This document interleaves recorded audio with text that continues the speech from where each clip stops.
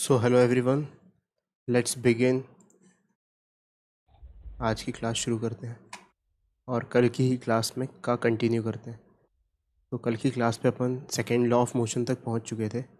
सबसे important point क्या था? सबसे इम्पॉर्टेंट पॉइंट ये था कि मोमेंटम चेंज करना है हमें फोर्स अप्लाई करने के लिए, लेकिन जितने ज़्यादा देर में मोमेंटम चेंज होगा उतना कम फोर्स लगेगा।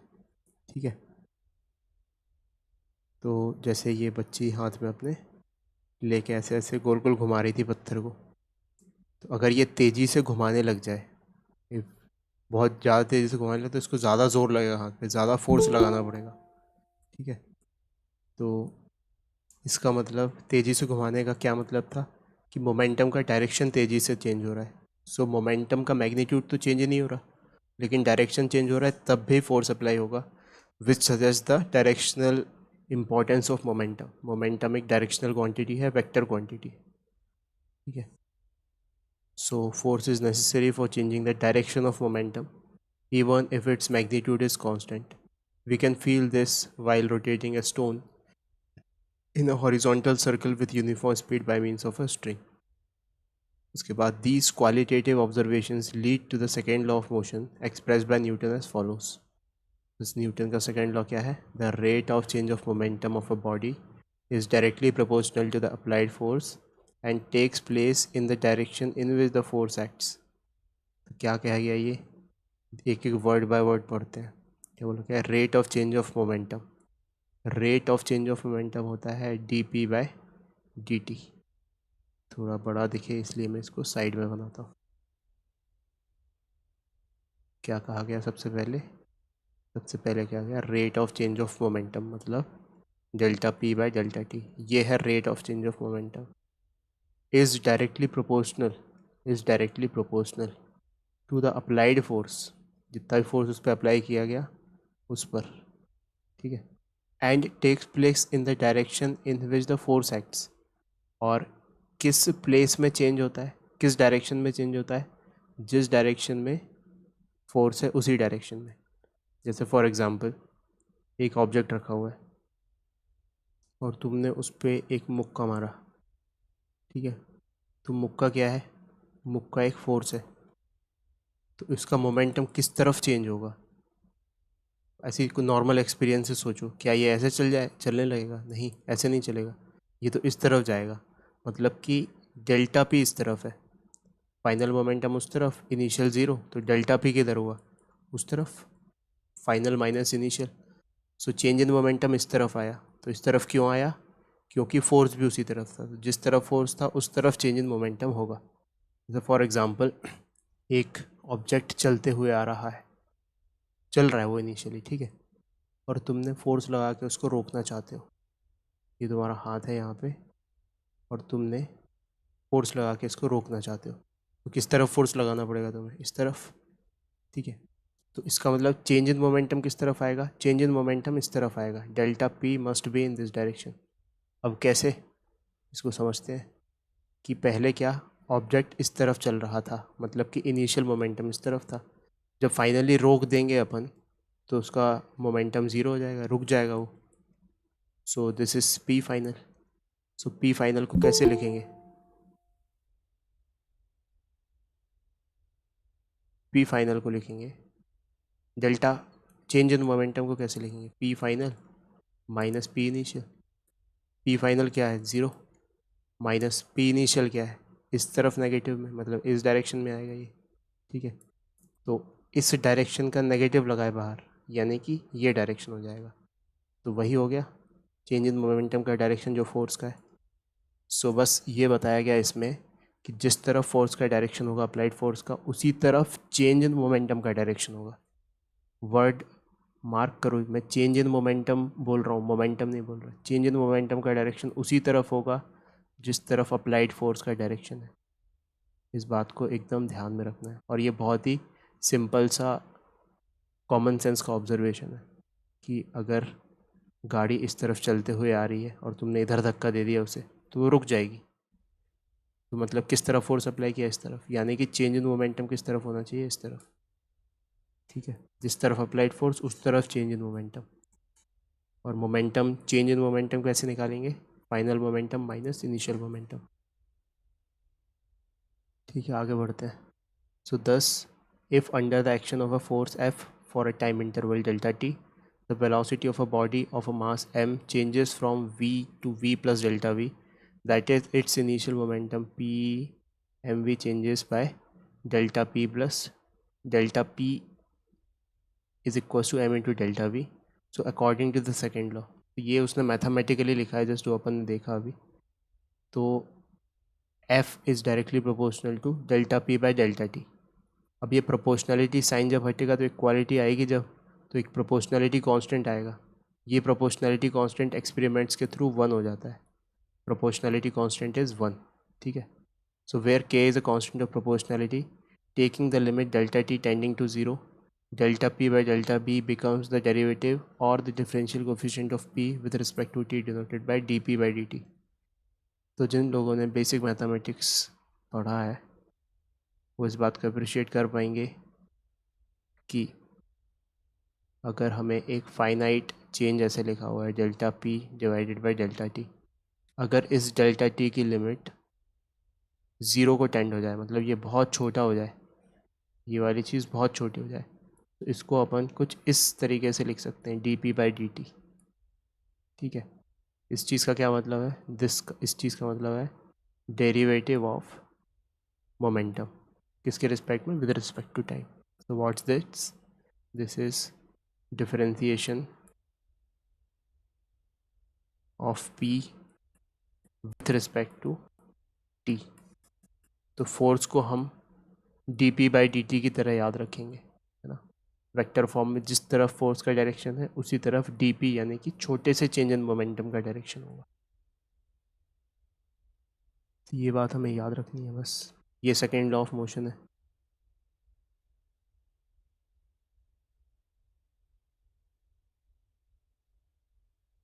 दस F is equals to k dp by dt for a body of fixed mass m। अगर मास फिक्स्ड है तो p को क्या लिख सकते हैं? p को लिख सकते हैं mv। सो यहाँ पे हमने p की जगह m लिख दिया। तो अब m तो कांस्टेंट है, तो वो डिफरेंशिएशन के बाहर आ गया, डिफरेंशिएशन के बाहर आ गया। तो बचा क्या अंदर? अंदर बचा है dv by dt। dv by dt क्या होता है? Acceleration. So what's that? dp by dt is force. Force is equals to ma। So that is second law of motion can be written as F is equals to kma, है ना।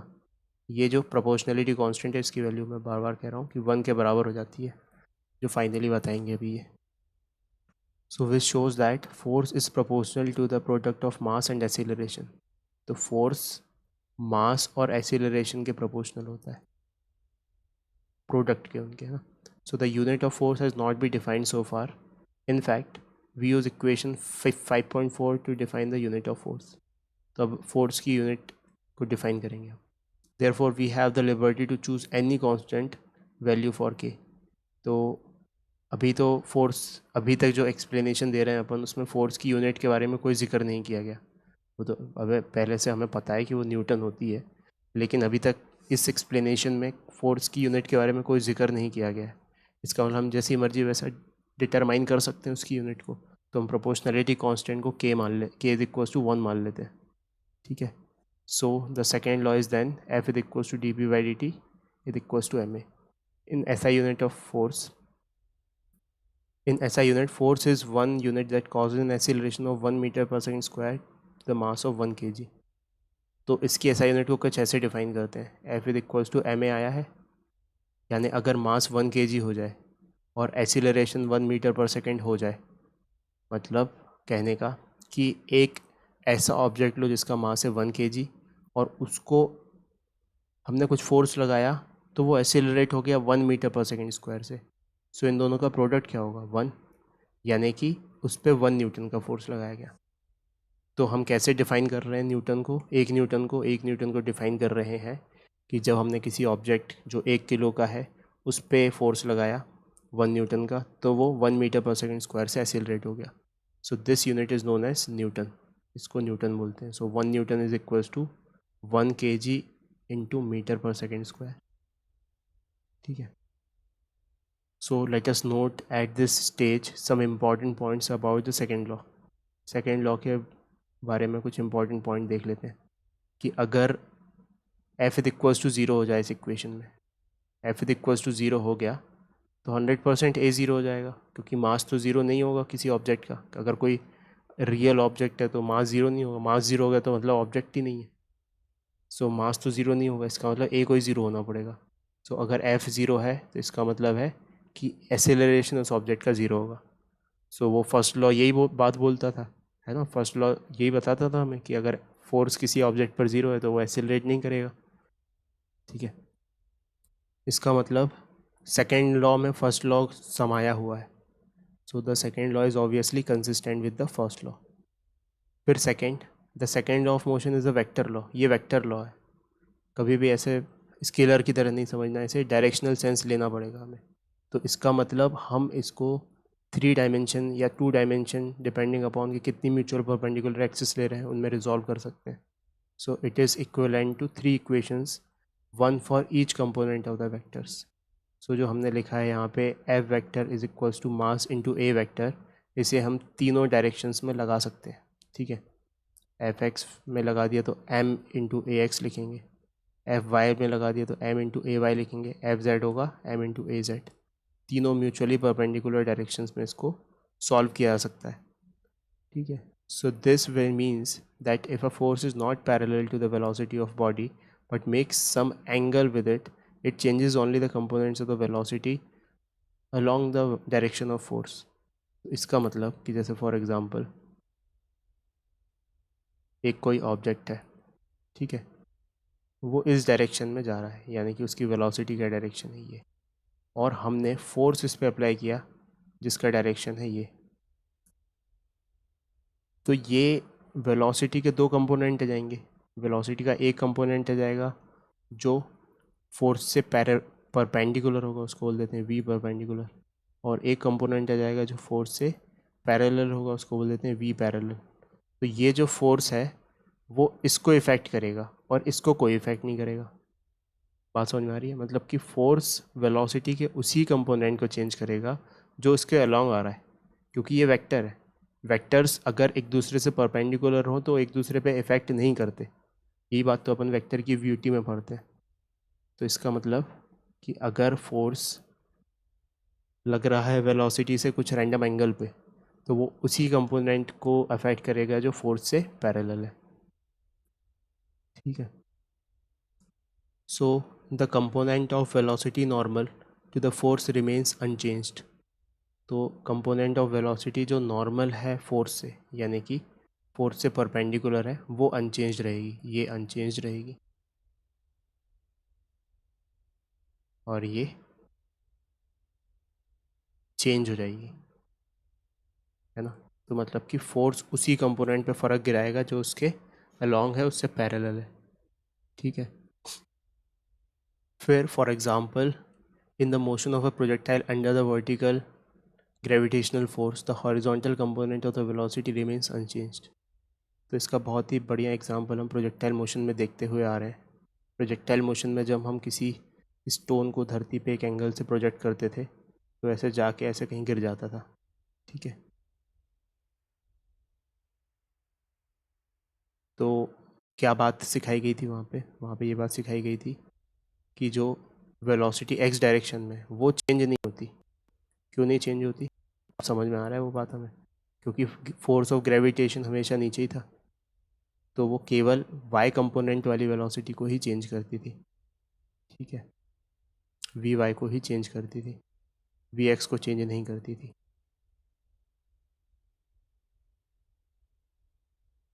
तो अब तुम्हें ये बात का सेंस बन रहा होगा. फिर third important point regarding second law. The second law of motion given by equation 5.5 is applicable to a single point particle. ये बहुत ही इंपॉर्टेंट है.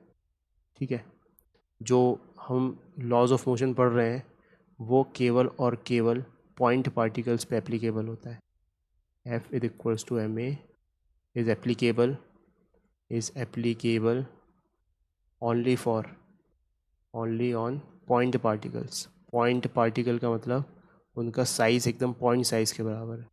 तो पॉइंट साइज पार्टिकल्स. तभी इसको हम पार्टिकल डायनामिक्स बोलते हैं। जो ये चैप्टर चल रहा है ये सब हम पार्टिकल डायनामिक्स पढ़ रहे हैं, मतलब कि हम जो भी जितनी भी सिचुएशन इमेजिन कर रहे हैं कि एक ब्लॉक पे फोर्स लगाया, वो असल में हम एक पॉइंट पे मान के लगाते हैं कि ये पॉइंट है जो इसके सेंटर ऑफ मास पे है, पूरा का पूरा फोर्स वहाँ लग रहा है, तभी ये एक्सीलरेट कर रहा है। क्योंकि असलियत में अगर मैं तुम्हें बोलूँ कि फोर्स एक्चुअली में टॉर्क भी प्रोड्यूस कर सकता है रिजिड बॉडी हो तो। फॉर एग्जांपल तुम एक बॉटल इमेजिन करो, बॉटल सब इमेजिन कर सकते हैं। ये एक बॉटल है, ठीक है, ये इसका ढक्कन है। तो अगर ये टेबल पे रखी हुई है, अच्छी बड़ी लंबी बॉटल है ना, और किसी ने फोर्स यहाँ पे लगाया, यहाँ नीचे एकदम, उसको बोल दिया अपन ने फोर्स की पोजीशन 1। दूसरी सिचुएशन में ये बॉटल है, सेम बॉटल, और किसी ने फोर्स यहाँ ऊपर लगाया, तो ज़्यादा पॉसिबिलिटी कहाँ है कि ये टॉपल हो जाए। टॉपल का मतलब घूम जाए, गिर जाए ऐसे घूम के, पहली सिचुएशन में या दूसरी सिचुएशन में। तो अगर तुम सिंक्रोनाइजेशन में हो तो ऑफ कोर्स कॉमन सेंस की बात है कि दूसरी सिचुएशन में ज़्यादा टॉपलिंग की पॉसिबिलिटी है। तो अब ये वाला फोर्स तो इसको सरका देगा, ये यहाँ से यहाँ पहुँच जाएगी।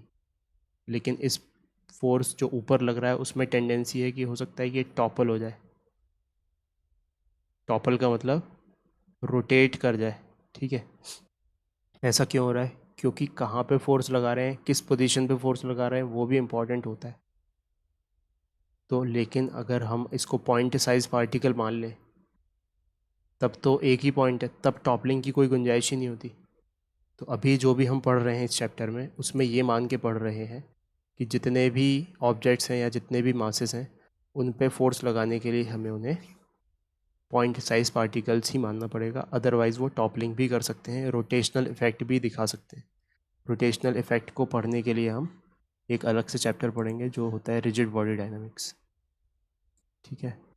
तो बस अभी ये याद रखो कि जो सेकेंड लॉ ऑफ मोशन है ये पॉइंट साइज पार्टिकल के लिए ही वैलिड है। अगर पॉइंट साइज पार्टिकल से बड़ा साइज़ हुआ तो फिर अपन को कुछ मैनिपुलेशन करके इसको चेंज करना पड़ेगा, जो पूरा का पूरा अलग स्टडी बनेगा हमारे 7th चैप्टर में, ठीक है। फिर आगे बढ़ते हैं। So the force F in the law stands for the net external force on the particle and A stands for the acceleration of the particle. It turns out, however, that the law in the same form applies to a rigid body or even more generally to a system of particles. In that case, F refers to the total external force on the system and A refers to the acceleration of the system as a whole. तो यहाँ पे जैसे for example उसने कहा कि ये तो हमने जो लिखा है फिर इक्वल्स टू एम है, ये पॉइंट साइज पार्टिकल्स के लिए है। लेकिन अगर सिस्टम ऑफ पार्टिकल्स आ जाए, जैसे बहुत सारे कलेक्शन ऑफ पार्टिकल्स हैं, जैसे उस बॉटल का एग्जांपल लिया तो उसमें तो इनफाइनाइट ऐसे पार्टिकल्स होंगे, ठीक है, तब भी ये वैलिड रहेगा ये जो फॉर्मूला है जो हम लिख रहे हैं। बट हम जो एफ एक्सटर्नल लगाएंगे वो नेट एक्सटर्नल होगा, नेट एक्सटर्नल फोर्स होगा, और जो एक्सीलरेशन निकल के आएगा वो पूरे सिस्टम का निकल के आएगा, ठीक है। सो अगर हमें एक्सटर्नल फोर्स लिखना है किसी सिस्टम पे तो उसमें पूरा का पूरा फोर्स लिखना पड़ेगा, F external on the system, और जो एक्सीलरेशन निकल के आएगा वो पूरे के पूरे सिस्टम ऑफ पार्टिकल्स का आएगा, ना कि एक पार्टिकल का। सो वहाँ पे थोड़ा सा मॉडिफाई हो जाएगा अपना सेकेंड लॉ, और F external on the system will be given by mass of the system multiplied by acceleration of the system, ठीक है। ऐसा कुछ करेंगे हम वहाँ पे। तो अभी उस बात की टेंशन लेने की ज़रूरत नहीं है, बस दिमाग में रखने की ज़रूरत है कि सिस्टम ऑफ पार्टिकल्स में सेकेंड लॉ एप्लीकेबल रहेगा, लेकिन वो एक्सेलरेशन पूरे सिस्टम ऑफ पार्टिकल्स के कलेक्शन का देगा, ठीक है।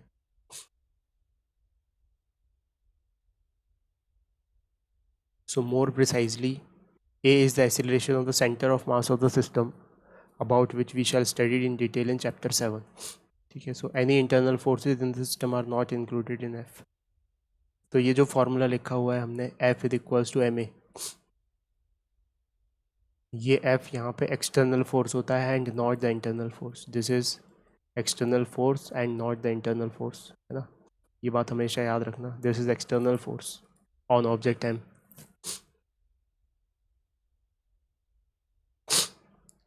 ठीक है, फिर ये फिगर 5.5 में कुछ डिस्क्राइब करने की कोशिश की गई है, तो इसको पढ़ते हैं। Acceleration at an instant is determined by the force at that instant. तो एक्सीलरेशन किसी भी मोमेंट पे कितना है, वो उस मोमेंट पे उस ऑब्जेक्ट पे कितना फोर्स लग रहा है उससे डिटरमाइन होगा। So the moment after a stone is dropped out of an accelerated train, it has no horizontal acceleration or force. If air resistance is neglected, the stone carries no memory of its acceleration with the train a moment ago. तो इसने क्या बोला कि एक example दिया है कि एक ट्रेन है जो एसिलरेट हो रही है, एसिलरेट हो रही है यानी कि उसकी स्पीड बढ़ रही है, और किसी ये आदमी नहीं औरत है ये, तो इस औरत ने स्टोन को ड्रॉप कर दिया। तो जब इसके हाथ में था स्टोन, तब क्या सिचुएशन थी? तब सिचुएशन थी कि ये स्टोन भी एक्सेलरेट हो रहा था ट्रेन के साथ ए से, लेकिन जैसे ही इसने इसको ड्रॉप किया, अब इसका एक्सेलरेशन हॉरिजॉन्टल डायरेक्शन में ख़त्म हो गया। क्यों? क्योंकि एक्सेलरेशन हैज़ नो मेमोरी। नए फ्रेम में अब ये धरती पे आ चुका है, तो धरती पे इसका नीचे साइड एक्सेलरेशन होने लग जाएगा। तो कहने की बात कि फोर्स, जैसे ही फोर्स चेंज हुआ किसी ऑब्जेक्ट पे, उसका एक्सेलरेशन तुरंत चेंज हो जाता है, कोई डिले रिस्पॉन्स नहीं रहता फोर्स और एक्सेलरेशन के चेंज होने में। ठीक है, जबकि वेलोसिटी में ऐसा नहीं है कि ये ऑब्जेक्ट ट्रेन के साथ साथ थोड़ा आगे भी जाएगा और थोड़ा नीचे भी जाएगा, इसलिए ये अगर ग्राउंड फ्रेम से देखा जाए तो ऐसे गिरता हुआ जाएगा। तो वेलोसिटी की तो हिस्ट्री होती है, लेकिन एक्सेलरेशन की कोई हिस्ट्री नहीं होती। फिर आ जाते हैं अपन फोर्थ पॉइंट पे। The second law of motion is a local relation, which means that the force F at a point in space, location of the particle at a certain instant of time is related to A at that point at that instant। ठीक है, ये fourth point का ही example दिया है इसने कि force और acceleration में इंस्टेंटेनियस रिलेशन होता है। ऐसा नहीं कि फोर्स चेंज हुआ तो एक्सेलरेशन बाद में चेंज होगा थोड़ी देर बाद, ऐसा नहीं। तुरंत फोर्स चेंज हुआ तो तुरंत एक्सेलरेशन चेंज हो जाएगा। So acceleration here and now is determined by the force here and now, not by any history of the motion of the particle. So acceleration और force instantaneously एक दूसरे के change हो जाएंगे। एग्जाम्पल करते हैं अब solve. A bullet of mass 0.04 kg moving with a speed of 90 meter per second enters a heavy wooden block and is stopped after a distance of 60 centimeter. So what is the average resistive force exerted on the block on the bullet? तो इसने क्या example दिया यहाँ पे, बनाते हैं इसको।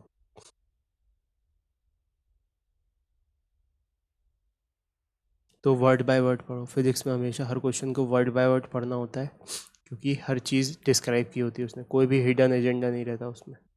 सो उसने कहा एक bullet of mass 0.4 kg moving with speed of 90 metre per second. तो एक बुलेट बनाओ, यहाँ पे बुलेट मूव कर रही है कितनी स्पीड से?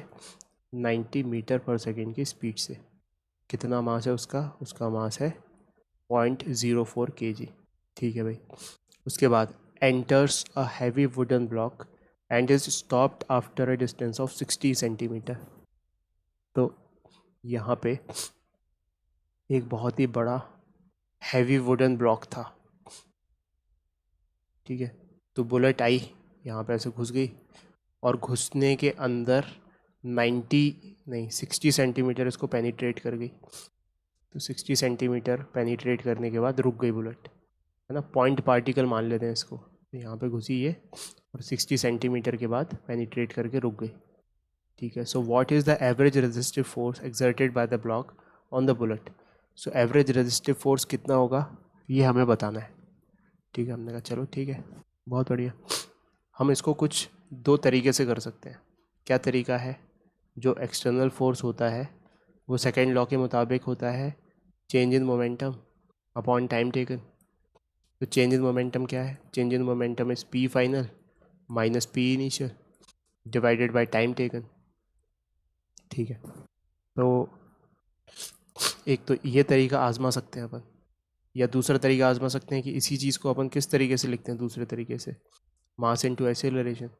तो अगर ऑब्जेक्ट की इनिशियल स्पीड पता है दैट इज़ u, और फाइनल स्पीड पता है 0, तो हम, और डिस्प्लेसमेंट ट्रैवल पता है, तो एक्सेलरेशन निकाल सकते हैं, है ना। तो एक्सेलरेशन निकल गया एक बार, मास तो दिया ही हुआ है तो फोर्स लिख देंगे। तो हम ये वाला तरीका इस्तेमाल कर लेते हैं यहाँ पे। क्या है third equation of motion? Third equation of motion है v square minus u square is equal to 2as। v पता है 0 है, तो मैंने कहा हाँ भाई 0 है। u पता है 0 है, u पता है 90 है, तो यहाँ पे आ गया 90 का square is equal to 2। Acceleration कितना है वो तो निकालना है। डिस्प्लेसमेंट कितना हुआ इसका? 0.6 मीटर। 60 सेंटीमीटर को 0.6 मीटर में कन्वर्ट करना पड़ेगा।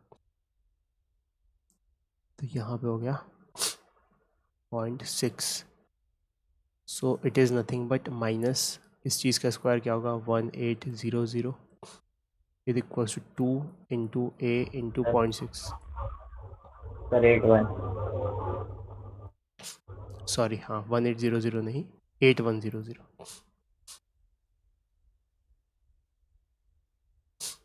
ठीक है, इसको सॉल्व करेंगे तो एक्सीलरेशन की वैल्यू आ जाएगी, ये यहाँ पे हमने कैलकुलेट कर दी। अच्छा, एक्सीलरेशन नेगेटिव आ रहा है तो बिल्कुल आएगा ही। क्यों आएगा नेगेटिव? क्योंकि रिटार्डेशन हो रहा है, स्पीड कम होते होते रुक जा रही है बुलेट फाइनली, है ना, इसलिए नेगेटिव आना चाहिए, और जो आया भी। सो एक बार हमें मिल गया कि यार इतना एक्सेलरेशन है, तो इसको मास से मल्टीप्लाई कर देंगे तो फोर्स एक्सर्टेड आ जाएगा। तो बस मास से मल्टीप्लाई किया इसको नेक्स्ट स्टेप में, तो लगभग 270 न्यूटन का फोर्स आ गया। ठीक है, सो of course this is resistive force and therefore retardation of the bullet may not be uniform. अच्छा, इसमें हमने ये एक अप्रॉक्सीमेशन यूज़ किया है कि जो वेलोसिटी है वो एकदम यूनिफॉर्मली चेंज हो रही है, मतलब एक्सेलरेशन कांस्टेंट है, ये हमने अपने मन से ही अज्यूम किया है, नहीं तो अदरवाइज़ हम v square minus u square is equal to 2as apply नहीं कर पाते।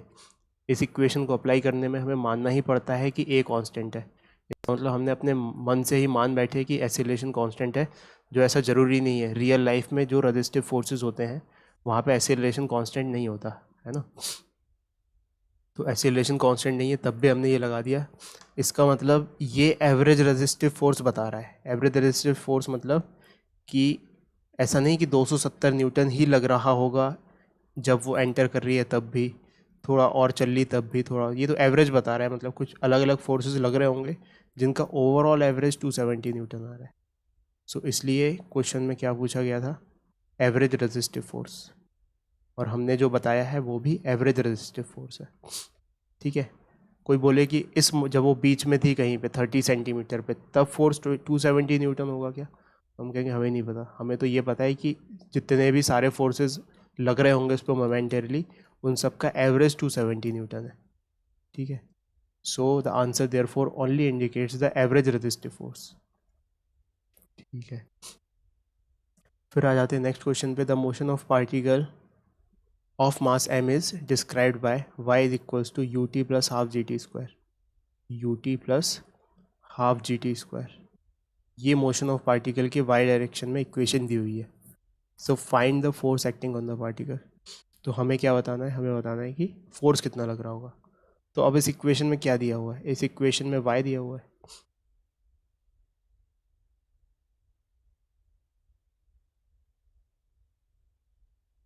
वाई क्या होता है? उसका displacement in y direction. So y is nothing but क्या बोलते हैं, displacement in y direction. So watch that u t plus half g t square, जहाँ पर u कांस्टेंट है और g कांस्टेंट है। सो अगर हमें डिस्प्लेसमेंट पता है तो उससे वेलोसिटी कैसे निकालेंगे? Velocity is d y by d t. So velocity निकल गई, u तो कांस्टेंट है तो t का डिफ्रेंसिएशन क्या होता है 1, तो यहाँ पे आएगा केवल u प्लस हाफ जी कांस्टेंट है तो g बाई 2 बाहर लिख लिया। टी स्क्वायर का डिफ्रेंसिएशन क्या होता है? टी स्क्वायर का डिफ्रेंसिएशन होता है 2t, तो यहाँ 2 से 2 कट गया। तो हमें वेलोसिटी तो नहीं चाहिए, फोर्स निकालने के लिए हमें चाहिए एक्सीलरेशन।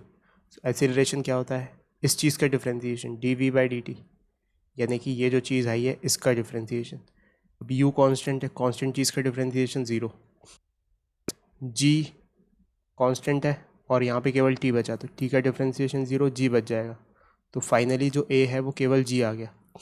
ठीक है, so acceleration is g. Force क्या होता है? फोर्स होता है mass into acceleration, so that is m into g। तो फाइनल एसिलरेशन निकल के आ गया अपने पास g, that's why force is equals to m into g। ठीक है, तो सिंपल सी बात है, यहाँ पे कैलकुलस का यूज़ हो गया है ना। ठीक है, तो ये सॉल्व कर दिया यहाँ पे। सो ये एक टिपिकल एग्जांपल है जहाँ पे मोशन अंडर ग्रेविटी हो रही हो। So thus the given equation describes the motion of a particle under acceleration due to gravity, and y is the position coordinate of the direction of g, in the direction of g। y क्या है? g के direction में उसका position coordinate. ठीक है, अब एक नई क्वांटिटी पे आ जाते हैं, दैट इज़ इम्पल्स। ये बहुत ही इम्पॉर्टेंट क्वांटिटी है और इसको समझने के लिए मैं एक प्लॉट तुम्हारे सामने पेश करना चाहता हूँ। इमेजिन करो कि दो कार्स का एक्सीडेंट हुआ। ये एक कार थी और ये दूसरी कार थी। ठीक है, यहाँ से ये ऐसे आ रही थी और यहाँ से ऐसी आ रही थी, मतलब दोनों एक दूसरे की तरफ बढ़ रही थी। तो बहुत ही ज़्यादा स्पीड में थी। इमेजिन करो 100 metre per second, metre per second नहीं, ये तो बहुत ही ज़्यादा हो जाएगी। नॉर्मली मान लो 100 किलोमीटर प्रति घंटे की रफ्तार से एक कार चल रही थी, दूसरी कार भी 100 किलोमीटर प्रति घंटे की रफ्तार से उसकी तरफ बढ़ रही थी और ये आपस में आके टकरा गई। तो अब तुम ज़रा सा मतलब अगर तुमने कोई एक्सीडेंट वगैरह अपनी लाइफ में देखा हो, तो इतनी स्पीड में जब गाड़ी आपस में टकराएंगी तो कितना मोमेंटरली वो इम्पैक्ट होगा। फ्यू फ्रैक्शन ऑफ सेकेंड, है ना। जो इम्पैक्ट होगा that will be in fraction of second,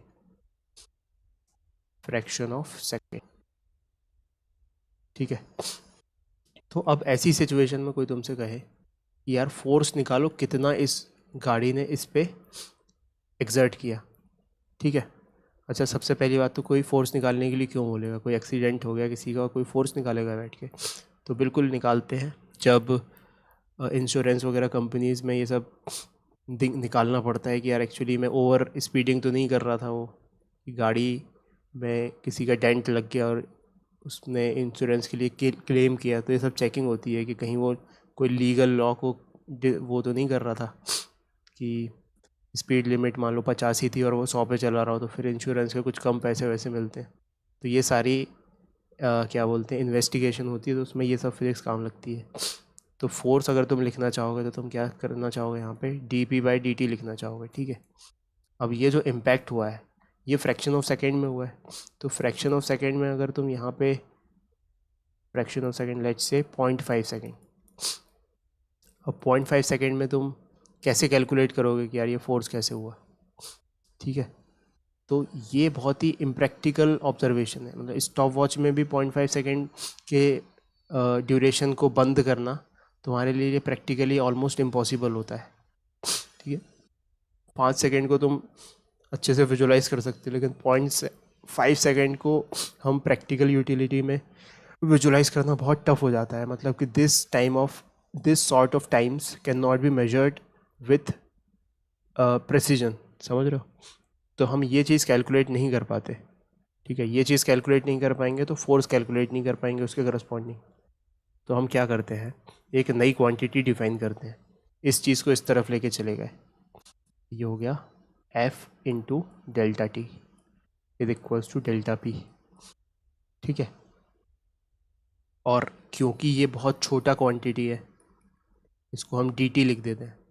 so F dot dt हो गया ये is equals to d p, delta d में कन्वर्ट हो गया डिफरेंशियल एलिमेंट्स में, और इन दोनों को इंटीग्रेट कर दिया। ठीक है, तो ये वाली जो क्वांटिटी है F डॉट डी टी, इसको अपन बोलते हैं impulse. This quantity is defined as impulse. तो हम फोर्स अलग से कैलकुलेट नहीं कर सकते, हम टाइम अलग से कैलकुलेट नहीं कर सकते, लेकिन ये वाली जो क्वांटिटी है इम्पल्स, ये किसके बराबर आती है? Integration of delta D P. Integration of D P is nothing but P final minus P initial, P final minus P initial. यानी कि चेंज इन मोमेंटम।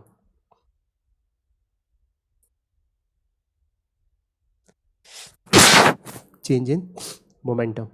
तो इन स्पाइट ऑफ इम्पल्स में हम फोर्स को अलग से मेजर नहीं कर सकते, टाइम को अलग से मेजर नहीं कर सकते, लेकिन इम्पल्स एक ऐसी क्वांटिटी है जिसको हम चेंज इन मोमेंटम की तरह मेजर कर सकते हैं।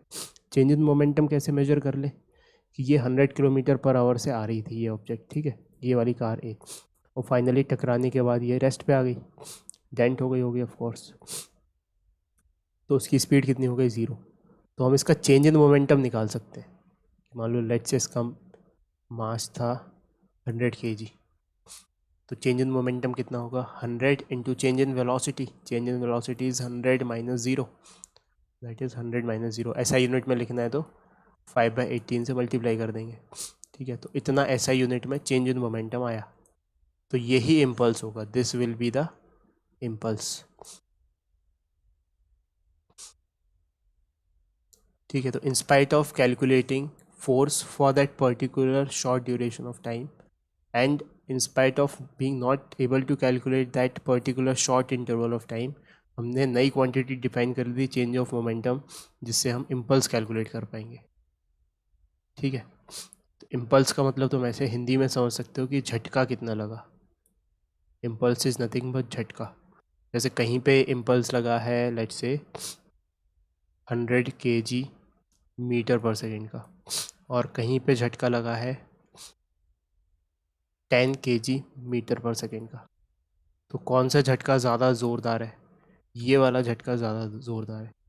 तो ऐसी सिचुएशन जहाँ पे केवल झटका दे रहे हैं अपन किसी चीज़ में, जैसे कैरम खेलते टाइम अपन एक इम्पल्स देते हैं स्ट्राइकर को, है ना, वहाँ पे ऐसे पकड़ के स्ट्राइकर को दूर तक ले जाके फोर्स नहीं लगाते उस पर, हम तो एक ज़रा सा इम्पल्स दे देते हैं उस पर, बहुत शॉर्ट ड्यूरेशन टाइम के लिए। तो मतलब जो फोर्स एक्ट हो रहा है वो बहुत शॉर्ट ड्यूरेशन टाइम के लिए एक्ट हो रहा है। तो ऐसे जहाँ पे झटके लगते हैं वहाँ पे फोर्स उतनी सिग्निफिकेंट क्वांटिटी नहीं है, इम्पल्स ज़्यादा सिग्निफिकेंट क्वांटिटी है। और एग्जांपल सोच लो, जैसे वो चल रहा है क्या बोलते हैं क्रिकेट मैच, और किसी बैट्समैन ने बैट से बॉल को मारा, तो एक्चुअली वहाँ पे इम्पल्स ज़्यादा सिग्निफिकेंट क्वांटिटी होगी। जैसे किसी ने किसी को थप्पड़ मार दिया, तो थप्पड़ मतलब वो ऐसे धीरे धीरे तो प्रेस करता नहीं है गाल को, बहुत तुरंत वो तो थप्पड़ मारता है तेज़ी से, तो वहाँ पे इम्पल्स ज़्यादा सिग्निफिकेंट क्वांटिटी होगी, ठीक है। तो ये बातें हमें याद रखनी है। और इम्पल्स क्या होता है, impulse is nothing but change in momentum, ये एकदम याद रख लेना। सो इसको पढ़ लेते हैं अब अच्छे से। क्या लिखा है यहाँ पे, we sometimes encounter examples where a large force acts for a very short duration, producing a finite change in momentum of a body. So for example, when a ball hits a wall and bounces back, the force on the ball by the wall acts for a very short time when the two are in contact. Yet the force is large enough to reverse the momentum of the ball. So often in these situations, the force and the time duration are difficult to ascertain separately.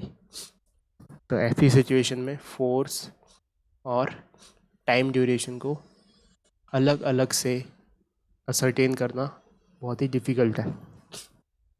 However, product of force and time which is the change in momentum of the body remains a measurable quantity.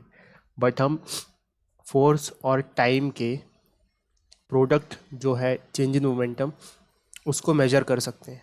इसका मतलब हम impulse को major कर सकते हैं। तो यहाँ पे एक और एग्जांपल दिया कि हम बॉल को दीवार पे मारते हैं तो जो कोलिजन होता है वो बहुत ही शॉर्ट ड्यूरेशन ऑफ टाइम के लिए होता है, ठीक है। So this product is called impulse, इसी को इम्पल्स बोलते हैं, ठीक है। तो a large force acting for a short time to produce a finite change in momentum is called an impulsive force. तो ऐसे फोर्स को जो बहुत ही कम ड्यूरेशन के लिए लग रहा है और जिसका मैग्नीट्यूड बहुत ज़्यादा है उसको अपन इम्पल्सिव फोर्स बोलते हैं, ठीक है। किस टाइप का फोर्स है वो, बस बहुत कम ड्यूरेशन के लिए लग रहा है इसलिए वो इम्पल्सिव फोर्स है। So in the history of science impulsive forces were put in a conceptually different category from ordinary forces. तो इम्पल्सिव फोर्सेस को अलग से स्टडी किया गया है पूरी साइंस में। Newtonian mechanics has no such distinction, लेकिन हम जो पढ़ेंगे उसमें ऐसा कुछ नहीं है, बस वो उस इम्पल्सिव फोर्स को हम एक फोर्स मानेंगे जिसका मैग्नीट्यूड बहुत ज़्यादा है और जो बहुत ही कम ड्यूरेशन के लिए लग रहा है.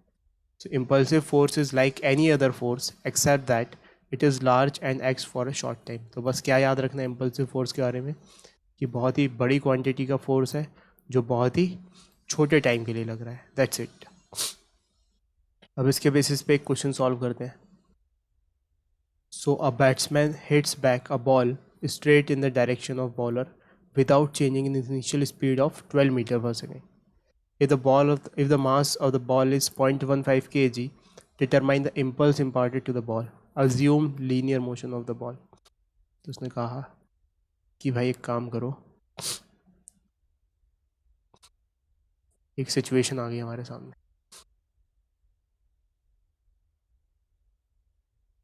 क्या सिचुएशन है? क्रिकेट चल रहा है और एक स्ट्रेट ड्राइव लगाई है. Sachin Tendulkar is famous for perfect straight drive. तो स्ट्रेट ड्राइव का मतलब क्या होता है कि बैट है ऐसा, बॉल आ रही थी एकदम परफेक्टली स्ट्रेट लाइन में, ऐसा अज्यूम करना है. कितनी स्पीड से आ रही थी? 12 मीटर पर सेकेंड की स्पीड से. कितना मास था उसका? 0.15 kg. और बैट्समैन ने ऐसा बल्ला घुमाया कि ये जो बॉल है ये परफेक्टली स्ट्रेट लाइन में चली गई, रिवर्ट बैक हो गई विदाउट चेंजिंग इन स्पीड. तो 12 मीटर पर सेकेंड की स्पीड से चली गई. ठीक है भाई. तो बोल रहा है कि बताओ कितना इम्पल्स इम्पार्ट हुआ इस बैट से इस पर. Determine the impulse imparted to the ball. Ball पर कितना इम्पल्स इम्पार्ट हुआ. ठीक है. तो हम क्या लिखेंगे? हम लिखेंगे impulse on the ball is equals to change in momentum of the ball. Change in momentum of the ball. अब मोमेंटम वेक्टर क्वांटिटी है ना, तो गलती से ये मत कह देना कि यार शुरुआत में वही मोमेंटम था, फाइनली भी वही मोमेंटम था. शुरुआत में अलग मोमेंटम है, फाइनली अलग मोमेंटम है ना, क्योंकि डायरेक्शन भी तो डिपेंड करेगा. ठीक है. तो हम लिखेंगे इसको. ठीक है भाई. कौन से डायरेक्शन को पॉजिटिव मान लें? हम इस डायरेक्शन को पॉजिटिव मान लेते हैं. ठीक है. तो अगर ये डायरेक्शन पॉजिटिव है तो ये नेगेटिव होगा. सो इनिशियल मोमेंटम कैसे लेंगे बॉल का? इनिशियल मोमेंटम आएगा -12 इंटू 0.15. सो -12 इंटू 0.15 ऐसा यूनिट में. इसको सॉल्व करेंगे तो ये अभी सॉल्व मत करो, ऐसे ही लिखे रहने दो इसको. ये पी इनिशियल है. उसके बाद पी फाइनल लिखते हैं. पी फाइनल क्या होगा? पॉजिटिव डायरेक्शन में 12 मीटर पर सेकेंड में, तो 12 इंटू 0.15 ये पी फाइनल हो गया और ये पी इनिशियल है. चेंज इन मोमेंटम क्या होता है? चेंज मतलब फाइनल कितना था और इनिशियल कितना है, तो P final minus P initial. So what is P final? P final is 12 into 0.15. तो 12 इंटू पॉइंट पी इनिशियल क्या है? -12 इंटू 0.15. -12 इंटू 0.15. तो ये माइनस और ये माइनस बन के प्लस हो जाएगा. सो दिस विल बी, दोनों सेम ही चीज़ हैं. x minus minus x will be 2x. So answer will be 2 into 12 into 0.15, जिसको सॉल्व करके 3.6 न्यूटन सेकेंड आ जाएगा. 3.6 न्यूटन सेकेंड. और क्योंकि ये पॉजिटिव आया है इसका मतलब इम्पल्स किस डायरेक्शन में इम्पार्ट हुआ? इस डायरेक्शन में. मतलब बल्ले ने किस तरफ जोर झटका दिया बॉल को? बल्ले ने उस तरफ झटका दिया बॉल को. और कॉमन सेंस ही बात है कि उसी तरफ झटका लगे तभी तो उधर जाएगी वो. ठीक है. तो ये बात हो गई अपनी इम्पल्स की.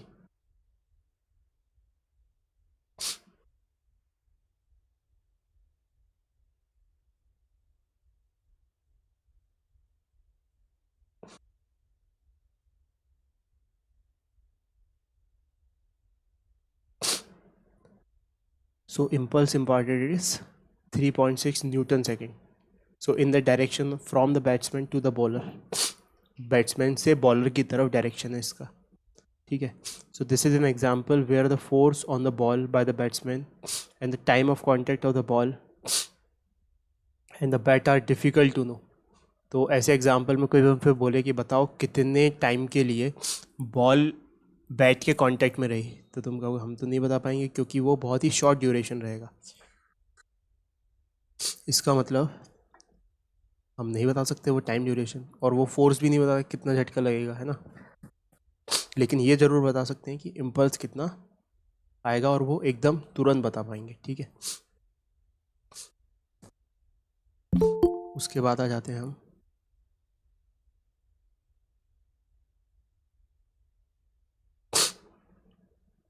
everything in a void.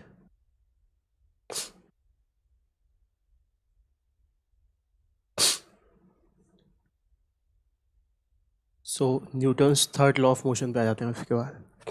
तो ये बहुत ही हमारे जनरल लाइफ में बहुत ही प्रैक्टिकल ऑब्जर्वेशन है कि every action has an equal and opposite reaction. तुम किसी को थप्पड़ मारोगे तो वो भी तुम्हें थप्पड़ मारेगा, मतलब ऐसा हो सकता है.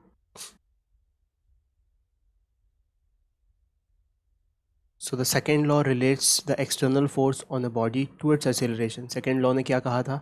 सेकेंड लॉ ने एक्सटर्नल फोर्स को इसके एक्सेलरेशन से रिलेट किया था. So what is the origin of the external force on the body? Body पर एक्सटर्नल फोर्स क्यों लगा? सबसे पहले तो ये बात अपन समझते हैं. ऐसा क्यों होता है कि भाई बॉडी पे एक्सटर्नल फोर्स जनरेट हो जाता है? So what agency provides the external force? ऐसा कौन सा मैकेनिज्म है जो उसको एक्सटर्नल फोर्स दे रहा है? The simple answer is Newtonian mechanics is that external force on a body always arises due to some other body. So external force हमेशा तभी लगता है जब कोई उसका रिएक्शन पेयर लगता है. ठीक है. So consider a pair of bodies A and B. B gives rise to an external force on A. A natural question is, does A in turn give rise to the external force on B? So in some examples the answer seems clear. If you press a coiled spring, कि मान लो तुमने एक spring को ऐसे दबा दिया है ना, दोनों उंगलियों में पकड़ के दोनों कोनों को स्प्रिंग के दबा दिया, तो तुम्हें ऐसा महसूस होगा कि स्प्रिंग भी तुम्हें दबा मतलब हटाना चाह रही है, एक रिएक्शन लगा रही है स्प्रिंग भी. So the spring is compressed bye the force on your hand. The compressed spring in turns exerts a force on your hand and you can feel it. तुम्हारे हाथ पे भी वो स्प्रिंग फोर्स लगाती है. But what if the bodies are not in contact? Body contact में नहीं हो तब क्या? तो ये तो कॉन्टैक्ट वाला फोर्स हो गया. स्प्रिंग को अपन इससे मैकेनिज्म से दबा रहे थे, जब वो अपने हाथ में थी स्प्रिंग फोर्स कॉन्टैक्ट फोर्स है, इस वजह से ऐसा हुआ. लेकिन इमेजिन करो कि the earth pulls a stone towards due to gravity. Earth किसी भी स्टोन को अपनी तरफ खींचती है, तो क्या इसका उल्टा भी सही है? क्या वो स्टोन भी अर्थ को अपनी तरफ खींच रहा होता है? So does the stone exert a force on the earth? So the answer is not obvious since we hardly see the effect of a stone on the earth. But the answer according to Newton is yes. ठीक है. तो normal sense में अपन को लगता है कि यार नहीं, स्टोन अर्थ को नहीं खींच रहा, लेकिन वो खींच रहा होता है, लेकिन उसका इफ़ेक्ट हमें दिखता नहीं है. क्यों नहीं दिखता? उसको समझ लेते हैं बहुत ही आसानी से. कि हमारे पास एक हम जनरल एग्जांपल लेते हैं. ये अर्थ है और ये स्टोन है. तो स्टोन को अर्थ खींच रही है, ये तो हम सभी एंटिसिपेट कर पाते हैं क्योंकि वो गिर रही होती है उसकी तरफ. क्या अर्थ को भी स्टोन खींच रहा होता है? तो क्या आंसर है यस. लेकिन वो अर्थ, उल्टा बोल दिया मैंने, क्या अर्थ को भी स्टोन खींच रहा? हाँ सही बोला. अर्थ भी स्टोन की तरफ जा रही होती है, लेकिन उसका एक्सेलरेशन इतना कम आता है जिसका कोई सीमा नहीं है. क्यों नहीं है सीमा? देखते हैं अपन. मान लो फोर्स ऑफ ग्रेविटी कैसे निकालते हैं अपन? Force of gravity is nothing but G m1m2/r². ये 9th क्लास में अपन ने एक इक्वेशन देखी थी. तो दोनों के लिए फोर्स तो बराबर आएगा, है ना. इसके लिए भी यही फोर्स आएगा और इसके लिए भी यही फोर्स आएगा. तो जब हम कैलकुलेट करेंगे तो G की वैल्यू होती है 6.67 इंटू 10⁻⁻11. मास 1, इसको मास 1 बोल देते हैं स्टोन को, और मास 2 इज़ अर्थ. ठीक है. सो मास 1 स्टोन का लेट्स से 1 किलो है, बहुत छोटा सा स्टोन है, 1 किलो का स्टोन है. और मास ऑफ अर्थ कितना होता है? मास ऑफ अर्थ होता है लगभग 10⁻24 kg का ऑर्डर का. 10⁻24 kg समझ सकते हो तुम कितना बड़ा मास होता है. Upon r². r² is nothing but radius of earth. मान लेते हैं कि रेडियस ऑफ अर्थ के बहुत करीब है ये. तो यहाँ पे रेडियस ऑफ अर्थ होती है सम 6 इंटू 6400 किलोमीटर्स, यानी कि 6400 इंटू थाउजेंड्स मीटर्स का स्क्वायर. तो जब ये करने जाएंगे अपन, 1 मिनट, अर्थ का मास ज़रा मैं चेक कर लेता हूँ कि अर्थ का मास कितना होता है.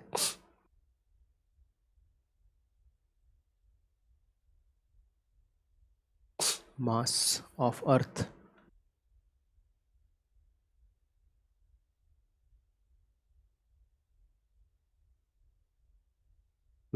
6 इंटू 10⁻⁻11. 24 के ही ऑर्डर का होता है, तो सही है। तो जब इसको सॉल्व करने जाएंगे तो इन सबको भूल जाओ, ऑर्डर की चिंता करो क्योंकि ऑर्डर में ही काम बनेगा। तो -11 जब गया 24 से तो यहाँ क्या बचा 13, और जब इनका स्क्वायर करेंगे तो यहाँ कितना ऑर्डर आएगा 1 2 3 4 5 6, 6 का स्क्वायर 13, तो 13, ठीक है। तो दोनों का 13 आ जाएगा, तो लगभग लगभग एसिलेशन ड्यू टू ग्रेविटी से एसिलेट होगा ये वाला, मतलब दोनों पे नेट फोर्स कितना लग जाएगा, नेट फोर्स लग जाएगा लगभग लगभग 10 न्यूटन का, ठीक है। तो अब इमेजिन करो इस वाले ऑब्जेक्ट पे 10 न्यूटन का फोर्स लग रहा है और अर्थ पे भी 10 न्यूटन का फोर्स लग रहा है। तो अगर अपन को स्टोन का एसिलेशन निकालना होगा तो क्या करना पड़ेगा, उस पर जितना फोर्स लग रहा है जितना उसका मास है, तो 10/1 आएगा। और अर्थ का एसिलेशन कितना आएगा, एसिलेशन ऑफ अर्थ इस जितना फोर्स लग रहा है डिवाइडेड बाय जितना उसका मास है, मास कितना है 6 × 10⁻24। तो देखो ये कितना आएगा, लगभग लगभग 10⁻23 का। अब 10⁻23 कितना कम होता है, लगभग ज़ीरो ही होता है। तो ये तो हमें एसिलेट करता हुआ परसीव हो जाता है, लेकिन इस पर कोई फ़र्क नहीं पड़ता, ठीक है। तो अनटिल अनलेस कि कोई मून टाइप का ऑब्जेक्ट ना गिरने लग जाए अर्थ पे, तब तक अर्थ एसिलरेशन का फिजिकल सिग्निफिकेंस शो नहीं करेगी, क्योंकि वो बहुत कम हो जाता है, इतना नेग्लिजिबल होता है वो। So the answer according to the Newton is yes, the stone does exert an equal and opposite force on the earth. We do not notice it since the earth is very massive and the effect of a small force on its motion is negligible, ठीक है। So thus according to Newtonian mechanics, force never occurs singly in nature. तो Newtonian mechanics जो हम पढ़ रहे हैं उसके हिसाब से आइसोलेटेड फोर्स कभी एग्जिस्ट नहीं करता, हमेशा किसी ना किसी फोर्स, हर फोर्स का एक रिएक्शन पेयर होगा। मतलब अगर कोई एक्शन हुआ है तो एक रिएक्शन जरूर होगा उतने ही मैग्नीट्यूड का। There is no isolated force in this universe, ऐसे समझ सकते हैं। There is no isolated force ever, ठीक है। So force is the mutual, yes sir जैसे एक मून और अर्थ है, हाँ डिस्टेंस से 0 हो जाए हाँ, तो फिर क्या होगा, force, gravitation force. Distance zero मतलब कि ज़ीरो तो कभी हो ही नहीं पाएगा डिस्टेंस, क्योंकि मिनिमम केस में मून ऐसे जाके रखा सकता है ना। ये अर्थ हो गया और ये मून हो गया, आई बात समझ में। हाँ अब इससे अंदर घुस ही नहीं सकता वो, क्योंकि कैसे घुसेगा। तो यहाँ तक आके टकरा गया मान लो सपोज, तब उस केस में डिस्टेंस कितना होगा, radius of earth plus radius of moon. तब ग्रेविटेशनल फोर्स कैसे लिखेंगे, तो जो अपन जो फार्मूला होता है ना न्यूटन का ग्रेविटेशनल लॉ की G m1m2/r², ये आर उनके सेंटर ऑफ मासेस से लेते हैं डिस्टेंस। तो इस केस में आर क्या हो जाएगा, radius of earth plus radius of moon का होल स्क्वायर। ग्रेविटेशनल कांस्टेंट तो वही रहेगा, m1 हो जाएगा मास ऑफ अर्थ और m2 हो जाएगा मास ऑफ मून। ये बात समझ में आई। हाँ सर। तो अगर तुम्हारा दिमाग ऐसा बोल रहा है कि ज़ीरो डिस्टेंस हो जाए तो फिर क्या फोर्स इनफाइनाइट हो जाएगा, तो प्रैक्टिकली पॉसिबल नहीं है ज़ीरो डिस्टेंस होना, लेकिन ब्लैक होल के केसेस में ऐसा हो जाता है। तो देखो ब्लैक होल एक थ्योरेटिकली ऐसा सिस्टम है जहाँ पे रेडियस एकदम छोटी हो जाती है, मास कॉन्सेंट्रेट हो जाता है एक पॉइंट पे। सो इमेजिन करो कि ये एक पॉइंट है, ठीक है, और ये दूसरा पॉइंट है, और उनके बीच में वो एक दूसरे से टकरा गए। तब ऐसी सिचुएशन में क्या होगा, ऐसी सिचुएशन में जो नीचे का डिस्टेंस है ये वाला r², ये ज़ीरो स्क्वायर हो जाएगा, यानी कि फोर्स की वैल्यू एकदम इनफाइनाइट की तरफ रीच हो जाएगी। तब ये एक दूसरे पे इनफाइनाइट फोर्स लगा लेंगे और ये एक दूसरे में घुस जाएंगे, बस ऐसा हो जाएगा। तो ज़्यादा टेंशन लेने की ज़रूरत नहीं है। ब्लैक होल्स हमारे सिलेबस में नहीं है, but it is very interesting to know about black holes, ठीक है। तो force is a mutual interaction between two bodies. तो फोर्स हमेशा पेयर में एग्जिस्ट करेगा, आइसोलेटेड नहीं होगा, ठीक है। Next, forces always occur in pair, हमेशा फोर्स पेयर में होगा। Further the mutual forces between two bodies are always equal and opposite. तो जो एक्शन रिएक्शन पेयर हैं वो एग्जैक्टली इक्वल होंगे और अपोजिट इन डायरेक्शन के होंगे, है ना। मैग्नीट्यूड में इक्वल होंगे और डायरेक्शन में अपोजिट होंगे. So this idea was express by Newton in the form of third law of motion. तो उसने बोला to every action there is always an equal and opposite reaction. इन सब बातों को उसने इतनी सी बात में समराइज़ कर दिया. अंग्रेजी में अगर फिलोसॉफिकली कन्वर्ट किया जाए तो टिट फॉर टैट जैसी चीज़ है, जैसे को तैसा. तो फोर्स के टर्म्स में है ये, है ना. ठीक है. तो Newton's wording of the third law is so crisp and beautiful that it has become a part of common language. ठीक है. So for the same reason perhaps misconceptions about third law abound. तो ऐसे physics apply करने लग जाते हैं लोग common law में, कॉमन लाइफ में थर्ड लॉ को. जैसे मैंने एक एग्जांपल दिया कि किसी ने किसी को थप्पड़ मारा तो दूसरा भी उसको थप्पड़ मारेगा. ऐसा ज़रूरी नहीं है ना, हो सकता है ना मारे वो उसे. ठीक है. लेकिन फोर्स के ऐसे में नहीं है. फोर्स के केस में ऐसा नहीं है. अगर फोर्स है तो उसका रिएक्शन फिर जरूर लगेगा. So let us note some of the points about the third law, particularly in regard to the uses of the terms action and reaction. ठीक है. सो द टर्म्स पहला, the terms action and reaction in the third law means nothing else but force. ये जो action reaction है ना, ये कोई करम वरम नहीं है. ये कि एक्शन मतलब कोई करम है और उसका रिएक्शन मिलेगा कोई करम के, फिर हम उसमें जाएंगे, हेल में जाएंगे, हेवन में जाएंगे. ऐसा कुछ नहीं है. ये फोर्स है. एक्शन और reaction is nothing but force Newton के हिसाब से. Using different terms for the same physical concept can sometimes be confusing.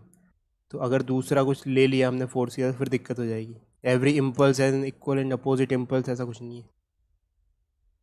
In fact है, ये बात भी सही बोल गया मैं गलती से. लेकिन every acceleration has equal and opposite acceleration, ऐसा कुछ नहीं है. फोर्स पे ही चर्चा होगी इस बात की. So using different terms for the same physical concept can sometimes be confusing. A simple and clear way of stating the third law is as follows. So इसको अगर अपन एक्शन रिएक्शन के टर्म्स में समझे तो कोई बच्चा समझ सकता है ऐसे कि एक्शन का मतलब है कोई काम करना, रिएक्शन का मतलब है कुछ काम वापस मिलना. एक्शन का मतलब है, रिएक्शन का मतलब है किसी का फिजिकल रिएक्शन. तो बच्चे को ज़्यादा कंफ्यूज ना करते हुए हम ऐसे स्टेट कर देते हैं थर्ड लॉ ऑफ मोशन को. तो forces always occur in pairs. Force on a body A by B is equals to the equal and opposite to the force on the body B by A. तो detail में हम ऐसे लिखेंगे. जैसे अब बचपन में तो हम ये 9th क्लास में से लिख के काम चल जाता था, लेकिन अब हम 11th क्लास में ऐसे लिख के आएंगे. हमारे कहीं पे लिखने की ज़रूरत पड़ गई तो.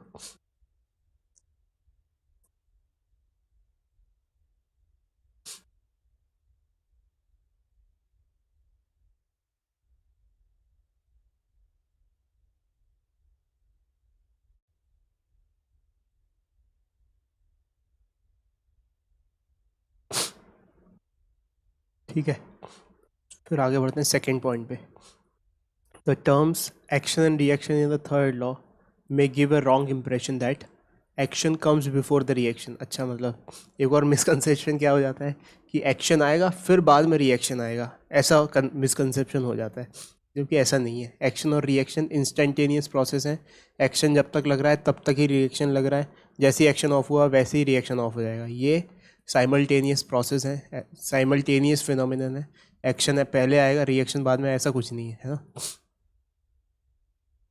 So there is no cause effect relation implied in the third law. कोई cause effect relation नहीं है यहाँ पे. The force on A by B and the force on B by A act at the same instant. Same instant पे होता है ऐसा. So by the same reasoning, any one of them may be called action and the other reaction. तो तुम्हारी मर्जी, इसको action बोलो चाहे इसको एक्शन बोलो, दूसरे वाले को रिएक्शन बोल दो. जैसे किसी ने इसको एक्शन बोला तो ये रिएक्शन होगा, किसी ने इसको एक्शन बोला तो ये रिएक्शन होगा. एक्शन रिएक्शन में ऐसा कोई सीक्वेंस नहीं है कि पहले वाला एक्शन होगा, लेफ़्ट वाला एक्शन होगा, राइट वाला एक्शन, ऐसा कुछ नहीं है. एक्शन रिएक्शन को डिफरेंट करना, अलग अलग करना हमारे बस की बात नहीं है. दोनों ही सेम चीज़ें हैं, बस एग्जैक्टली इक्वल एंड अपोजिट है. ठीक है. फिर तीसरा, action and reaction forces act on different bodies not on the same body. ये बात हमेशा याद रखना है. एक्शन और रिएक्शन हमेशा दो अलग अलग बॉडीज़ पे एक्ट करेगा, एक ही बॉडी पे एक्ट नहीं करेगा ये. जैसे फॉर एग्ज़ाम्पल, बहुत ही सिंपल सा एग्ज़ाम्पल इस चीज़ को समझने के लिए, जो हमने अर्थ वाला एग्ज़ाम्पल बनाया था, अर्थ और स्टोन का. Come on. ये अर्थ और ये स्टोन, तो अर्थ पे एक्शन इधर लग रहा था तो इसका रिएक्शन इस पे ही नहीं लगेगा, इधर लगेगा ये, ठीक है। सिमिलरली जैसे एक ब्लॉक और दूसरे ब्लॉक के बीच में कुछ नॉर्मल रिएक्शन लग रहा है, सिंपल सा एग्जांपल ले लेते हैं। फर्श पे एक ब्लॉक रखा हुआ है और दूसरा ब्लॉक रखा हुआ है यहाँ पे। सो इन दोनों के बीच में कुछ नॉर्मल रिएक्शन लग रहा होगा, तो केवल नॉर्मल रिएक्शन मार्क कर रहे हैं, पूरा एफबीडी नहीं बना रहे। तो ब्लॉक ए को यहाँ बनाया और ब्लॉक बी को यहाँ बनाया। सो ब्लॉक ए पर जो नॉर्मल रिएक्शन है बी की वजह से वो इधर लग रहा होगा, इसका रिएक्शन पेयर यहाँ पे लग रहा होगा। ये बात समझ में आ रही है? अलग अलग बॉडीज़ पे लगता है एक्शन रिएक्शन पेयर, कभी एक बॉडी पे मत चिपका देना।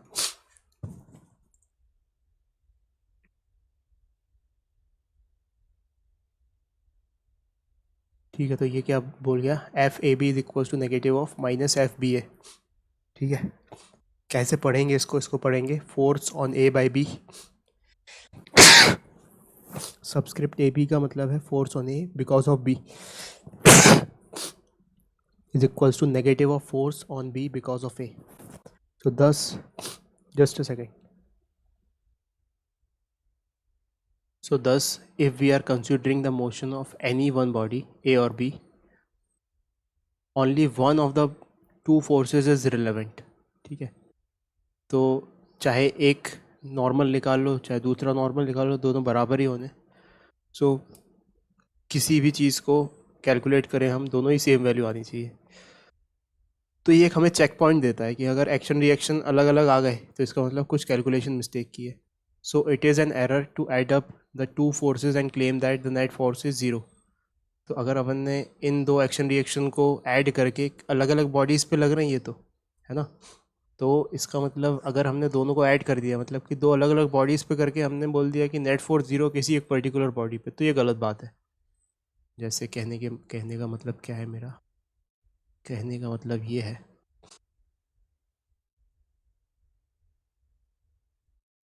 कि लेट से ये एक बॉडी ए है, ये बॉडी बी है, तो इस पर रिएक्शन फोर्स बी की वजह से इधर लग रहा होगा, इस पर रिएक्शन फोर्स ए की वजह से इधर लग रहा होगा। तो अगर दोनों को कलेक्टिवली देखा जाए तो फिर ऐड ऑन करके ज़ीरो हो रहे हैं दोनों रिएक्शन फोर्स, बिल्कुल सही बात है। लेकिन ए पर नेट ज़ीरो नहीं है, क्यों? क्योंकि ए पे तो एक ही चीज़ लग रही है, एक ही फोर्स लग रहा है, उसका रिएक्शन फेयर तो बी पे लग रहा है।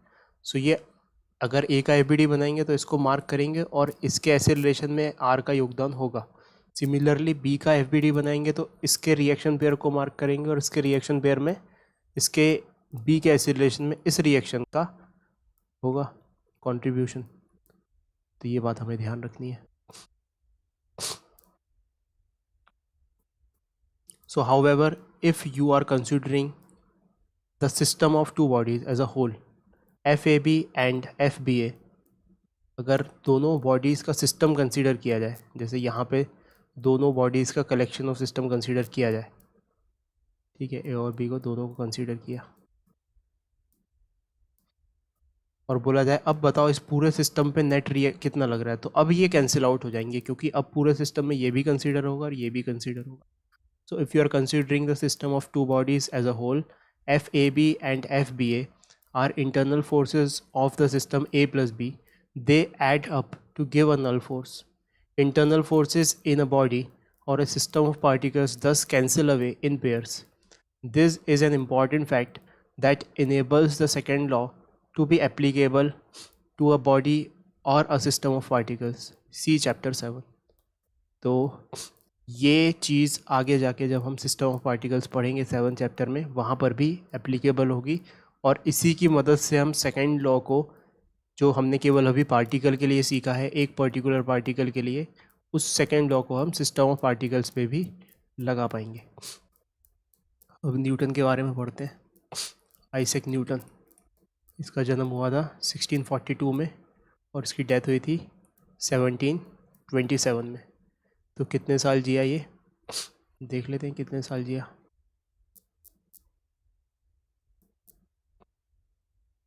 1727 से लेके 1642, 7 में से तो गया 5, 65 कुछ, कितने 65,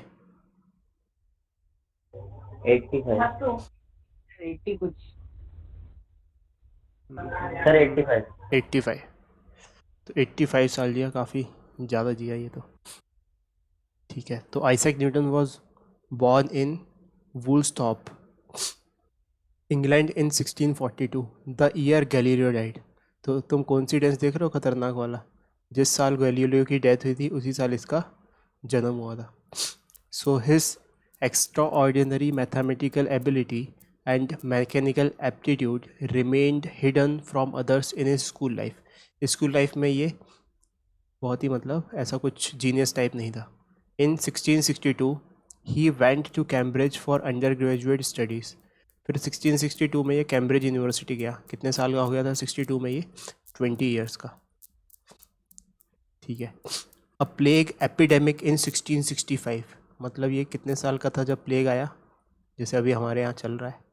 1665 में हो गया ये 23 ईयर्स का, तब प्लेग आया। Force the university town to close and Newton had to return to his mother's farm. तो सब बंद हो गया यूनिवर्सिटी वगैरह, और फिर वो घर पे आ गया। उस टाइम इंटरनेट तो था नहीं कि ऑनलाइन क्लासेस लग जाती, है ना। फ़ोन भी नहीं था कि फ़ोन पे पढ़ा देते, कुछ नहीं था, तो वो घर पे आ गया। So there in 2 years of solitude, solitude मतलब एकांत में, his dormant creativity blossomed in a deluge of fundamental discoveries in mathematics and physics. तो 2 साल तक लॉकडाउन रहा। 2 साल में उसने इतना ज़्यादा अपने सॉलिट्यूड को प्रॉस्पर किया कि उसकी फंडामेंटल मैथमेटिक्स आ गई, फिजिक्स और मैथमेटिक्स में। पता है क्यों हो पाया ऐसा? क्योंकि उस टाइम इंटरनेट नहीं था, अदरवाइज़ वो इंस्टाग्राम और स्नैपचैट ही चलाता रहता दिन भर। तो अब कुछ नहीं था, तो फिर उसने दिमाग लगाना शुरू किया, नेचर को समझना शुरू किया, और फिर सॉलिट्यूड में उसने अपना इंटेलिजेंस निकाल के रख दिया बाहर पूरा।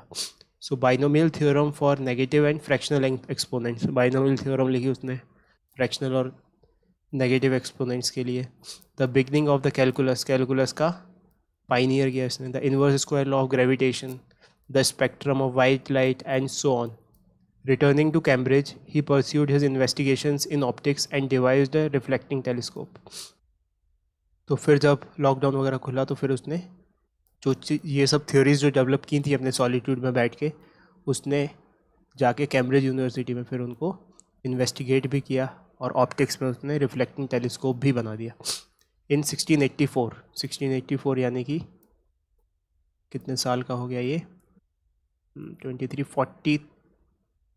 39 साल का हो गया। Encouraged by his friend Edmund Halley, Newton embarked on writing what was to be one of the greatest scientific works ever published, the Principia Mathematica. Principia Mathematica. तो 1684 में इसने एक पब्लिकेशन निकाला जिसका नाम था the Principia Mathematica. In it he initiated the 3 laws of motion, इसी में इसने 3 लॉज ऑफ मोशन निकाले। And the universal law of gravitation publish किया, which explains all the 3 Kepler's law of planetary motion. तो कैपलर के जो 3 law हैं planetary motion के, वो भी इसने एक्सप्लेन किए उसमें। अच्छा, Kepler's law of planetary motion तुमने 9th क्लास में नहीं पढ़े होंगे, तो मैं तुम्हें फटाफट बता देता हूँ। जो हम ग्रेविटेशन आएगा तब डिटेल में पढ़ेंगे, लेकिन इसका नॉलेज होना चाहिए। सो 3 कैपलर्स लॉ। कैपलर्स लॉ किसने बनाए थे? ऑफ कोर्स कैपलर ने, क्योंकि कैपलर का नाम जुड़ा हुआ है उससे। किसके लिए बनाए थे? प्लैनेट्स के लिए, फॉर प्लैनेटरी मोशन। प्लैनेट के लिए बनाए थे, और ये और किसी के लिए एप्लीकेबल नहीं है, केवल प्लैनेट्स के लिए एप्लीकेबल होते हैं। तो इसने बोला था कि कोई भी प्लैनेट, जितने भी प्लैनेट्स हैं, सब सन के अराउंड घूम रहे हैं। कैसे पाथ में? इलेप्टिकल पाथ में, है ना। इलेप्टिकल पाथ है ये, ठीक है। ओवल मत बोलना, ओवल 3 डायमेंशनल एलिप्स को ओवल बोलते हैं, लेकिन 2 डायमेंशन है तो इलेप्टिकल पाथ बोलते हैं। इलिप्स के एक्चुअली 2 फोकस होते हैं। जैसे सर्कल ऐसा होता है जिसका केवल एक सेंटर होता है, इलिप्स का भी एक सेंटर होता है, लेकिन 2 फोकस होते हैं। जब ये दोनों फोकस मिल जाते हैं तब वो सर्कल बन जाता है। तो सन इसके फोकस पे है, और प्लैनेट रिवॉल्व कर रहा है इलेप्टिकल पाथ में। ये पहला लॉ है। दूसरा कैपलर का लॉ होता है कि ये कांस्टेंट स्पीड से मूव नहीं करता प्लैनेट। कैसे मूव करता है वो मैं बताता हूँ। कि मान लो सपोज यहाँ से यहाँ तक का अपन ने एक इंटरवल लिया कि वो यहाँ से यहाँ तक पहुँच गया प्लैनेट, ठीक है। सिमिलरली सेम इंटरवल लिया, उसमें यहाँ से यहाँ पहुँचा, तो ये सेम इंटरवल में जो एरिया स्वाइप होगा वो बराबर होगा लॉ ऑफ ऑर्बिट। क्या है वो लॉ? कि ऑर्बिट जो होता है किसी भी प्लैनेट का वो इलिप्टिकल शेप का होता है और उस इलिप्स के एक फोकस पे सन होता है, ये पहला लॉ। दूसरा लॉ है law of area. Law of area क्या बोलता है कि सेम टाइम में प्लैनेट सेम एरिया स्वाइप करेगा, है ना। तो ज़्यादा दूर है जब वो, तब वो ये वाला एरिया ज़्यादा होगा, मतलब धीरे चल रहा है। जब ज़्यादा पास है तब तेज़ चलता है वो, ठीक है। तो प्लैनेट जब सन के ज़्यादा नज़दीक होता है तब ज़्यादा तेज़ी से मूव करता है, और जब सब सन के दूर होता है तो धीरे धीरे मूव करता है। ये लॉ ऑफ एरिया। और तीसरा होता है law of time period. Law of time period, ये जस्ट मैं तुम्हें इसलिए बता रहा हूँ ताकि तुम्हारे दिमाग में फंसा रह जाए, जब हम इसको पढ़ें तब बहुत ही डिटेल में समझ में आ जाए। तो ये इलिप्टिकल पाथ है किसी भी प्लैनेट का, और इसकी ये सेमी मेजर, इसकी दो एक्सिस होती हैं इलिप्स की, एक मेजर एक्सिस ये जो बड़ी वाली और छोटी वाली माइनर एक्सिस। तो मेजर एक्सिस की बात की गई है अभी, this is major axis and this is minor axis. तो मेजर एक्सिस यहाँ से यहाँ हुई, उसका आधे को हम बोलते हैं semi major axis, means this thing is semi major axis.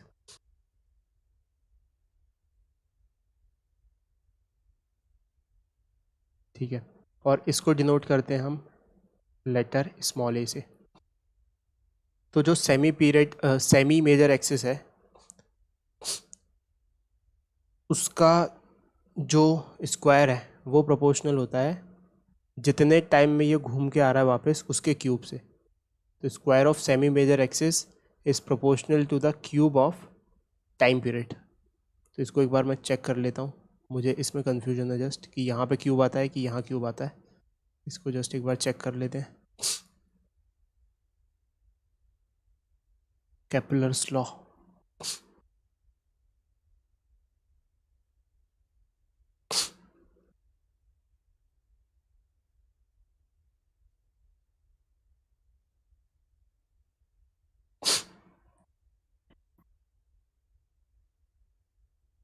हाँ तो ये यहाँ पे ये गलत बात, ये नहीं होता, इसका इन्वर्स होता है, मतलब कि cube of semi major axis is proportional to the square of time period of revolution.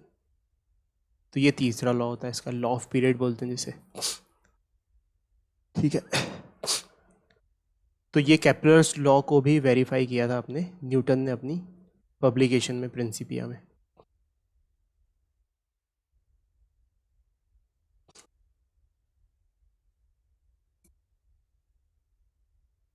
So, the book was packed with a host path-breaking achievements, basic principles of fluid mechanics, mathematics of wave motion, calculation of masses of the earth, the sun and other planets. तो उसी book में अर्थ के मास का estimation किया गया था। अब अर्थ के मास का एस्टिमेशन कैसे कर सकते हैं, कोई तराजू तो है नहीं कि जिस पर अर्थ को रख दिया और तोल के दे दिया कि हाँ इतना। सन का मास का एस्टिमेशन, तो ये सारी चीज़ें उसने बताई। So explanation of the precession of equinoxes, theory of tides etcetera, इन है ना, इन सब चीज़ों को इसने 1684 में पब्लिश किया, ठीक है। इन 1704 में Newton brought out another masterpiece Optics that summarised his work on light and colour. तो फिर उसके बाद उसने ऑप्टिक्स के बारे में भी लिखा, जो लाइट और कलर के बारे में बताया उसने 1704 में। उसके बाद the scientific revolution triggered by Copernicus and steered vigorously ahead by Kepler and Galileo was brought to a grand completion by Newton. तो जो साइंटिफिक रिवॉल्यूशन शुरू किया था यूरोप में कोपरनिकस, और उसको आगे बढ़ाया था केपलर और गैलीलियो ने, न्यूटन ने और ही मतलब खतरनाक तरीके से सब कुछ करके रख दिया। So Newtonian mechanics unified terrestrial and celestial phenomena. Terrestrial और सेलेस्टियल फिनोमिनन को इसने जोड़ा। टेरेस्ट्रियल फिनोमिना मतलब कि अर्थली फिनोमिना जो अर्थ पे हम महसूस करते हैं, और सेलेस्टियल मतलब कि अर्थ के बियॉन्ड सोलर सिस्टम और गैलेक्सीज वगैरह के. So the same mathematical equation governed the fall of an apple to the ground and the motion of the moon around the earth. The age of reason has dawned. ठीक है.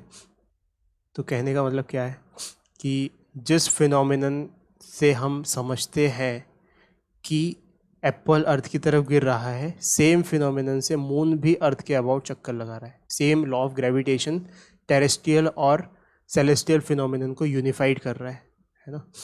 तो ये unification Newton ने पहली बार हमारे सामने प्रस्तुत किया. अब आ जाते हैं नेक्स्ट क्वेश्चन पे. Two identical billiard balls strike a rigid wall with the same speed but at different angles. ठीक है, दो बिलियर्ड बॉल्स हैं, सेम स्पीड पे उन्होंने किया वॉल को एनकाउंटर, लेकिन अलग अलग एंगल है. And get reflected without any change in speed. Speed में विदाउट एनी चेंज वो रिफ्लेक्ट हो गई. So as shown in figure. तो पहली सिचुएशन क्या है? पहली सिचुएशन में बॉल एग्जैक्टली परपेंडिकुलर आ रही है दीवार से और टकराने के बाद एग्जैक्टली परपेंडिकुलर लौट के चली जा रही है. लेकिन दूसरी सिचुएशन में कुछ एंगल पे पड़ रही है दीवार पे. तो सीधी सी बात है कि वैसे तो वापस जाएगी नहीं, वो फिजिक्स ऑप्टिक्स वाला लॉ ऑफ रिफ्लेक्शन यहाँ भी लगेगा और ये ऐसे रिफ्लेक्ट होके इस डायरेक्शन में बाहर जाएगी. ठीक है. So what is the direction of force on the wall due to each ball. तो अपन को डायरेक्शन ऑफ फोर्स बताना है कि क्योंकि ये बॉल टकराई है दीवार से, बॉल दीवार पे कुछ ना कुछ फोर्स तो लगाएगी.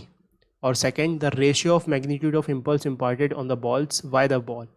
और वॉल कुछ इम्पल्स इम्पार्ट कर रही होगी किस पे? इन ऑब्जेक्ट्स पे. तो वो इम्पल्स भी बताना है हमें. तो हमने कहा ठीक है, चलो वन बाय वन सॉल्व करते हैं. पहली सिचुएशन में इम्पल्स ऑन बॉल कैसे लिखें? तो पहली सिचुएशन हमने बनाई यहाँ पे.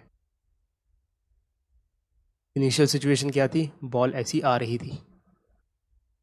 ठीक है. फाइनल सिचुएशन क्या है? बॉल ऐसी बाहर जा रही है exactly same line of action पे, मतलब कि जिस डायरेक्शन में आ रही है एग्जैक्टली अपोजिट डायरेक्शन में जा रही है उसके. तो हमने कहा चलो बॉल पे इम्पल्स लिख सकते हैं हम.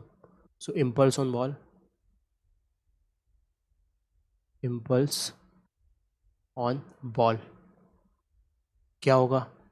Final momentum minus initial momentum. किस वाले डायरेक्शन को पॉजिटिव माने? तो जिसको मर्जी उसको मान लेते हैं. इस वाले डायरेक्शन को पॉजिटिव मान लेते हैं, इसको नेगेटिव मान लेते हैं. तो इनिशियली तो ये वाली सिचुएशन है. तो आंसर क्या आएगा? आंसर मतलब कि मोमेंटम क्या आएगा? मोमेंटम आएगा पहली वाली सिचुएशन में पॉजिटिव और नेक्स्ट वाली सिचुएशन में negative. So initial momentum is क्या मास है उसका? पता नहीं, मास कुछ नहीं दिया तो m मान लेते हैं. इनिशियल वेलोसिटी u मान लेते हैं. सो प्लस में आ जाएगा mu. फाइनल मोमेंटम कितना आएगा? फाइनल मोमेंटम आएगा नेगेटिव में mu, सो माइनस mu. सो इम्पल्स कितना हुआ? p final is minus mu minus initial is mu. तो that is nothing but minus 2 mu. इतना इम्पल्स लगा. माइनस का क्या मतलब है? माइनस का मतलब है कि वो डायरेक्शन बता रहा है, जिस तरफ हमने माइनस माना था उस तरफ डायरेक्शन है इसका. इस तरफ माइनस माना था यानी कि इम्पल्स का डायरेक्शन बॉल पे इस तरफ है. यानी कहने का मतलब बॉल पे किस तरफ झटका लगा होगा?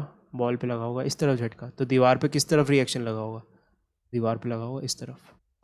ये बात समझ में आई? सिंपल सी बात है ये, एक्शन रिएक्शन. अगर बॉल पे झटका लगा है इस तरफ तो दीवार पे लगा होगा इस तरफ. तो पहले का आंसर क्या हो गया? पहले का आंसर हो गया एक्स की दिशा में झटका लगा बॉल का पहली सिचुएशन में. अब दूसरी सिचुएशन पे आ जाते हैं. तो दूसरी सिचुएशन को अपन वन बाय वन बनाते हैं.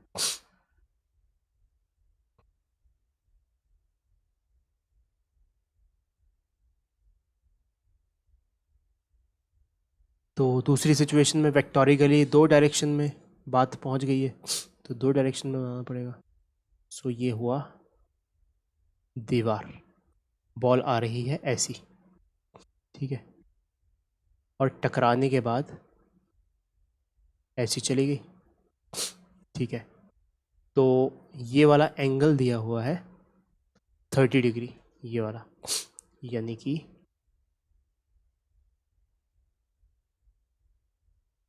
This angle is given as 30 degree. ये वाला एंगल 30 डिग्री है.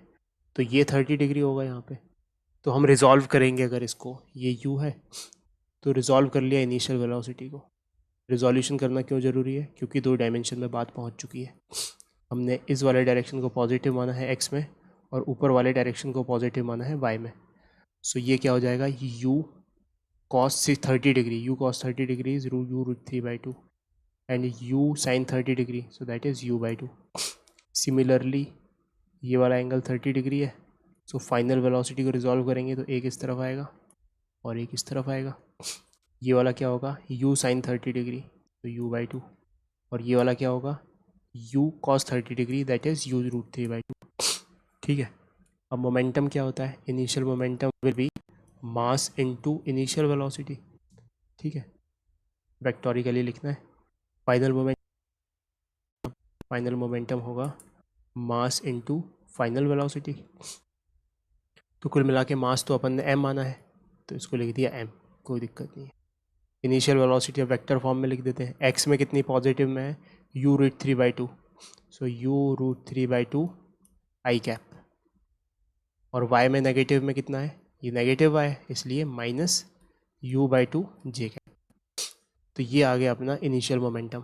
फाइनल मोमेंटम, मास तो m ही है। फाइनल वेलोसिटी क्या लिखेंगे यहाँ पे, नेगेटिव में x में आ गया है u रूट 3/2, तो माइनस u रूट 3/2 आई कैप, और नेगेटिव में ही y में है, यानी कि माइनस u/2 जे कैप। अब हमें इम्पल्स कैसे निकालते हैं, impulse is nothing but change in momentum, that is p final p, मतलब इस चीज़ में से हमें ये वाली चीज़ माइनस करनी है। तो ये इससे माइनस होगी तो ये तो कट जाएगी, दिस विल बी गॉन, लेकिन दिस माइनस दिस करेंगे तो ये नेगेटिव में आ जाएगा, so it will be minus m, और इस चीज़ का डबल, सो 2u रूट 3/2 आई कैप, 2 से 2 कट गया, ये क्या हो जाएगा, माइनस mu रूट 3 आई कैप।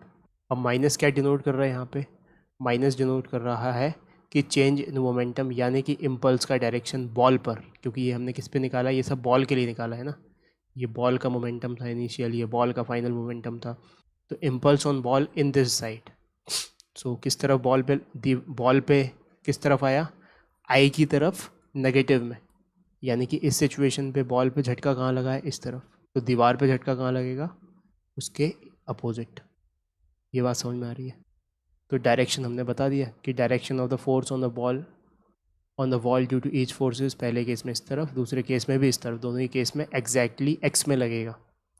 ठीक है, फिर the ratio of magnitude of impulse imparted to the ball to the balls by the balls. तो पहली सिचुएशन में हमने आंसर क्या निकाला था, पहली सिचुएशन में आंसर निकाला था 2mu, और दूसरी सिचुएशन में आंसर क्या निकाला था इम्पल्स का, √3।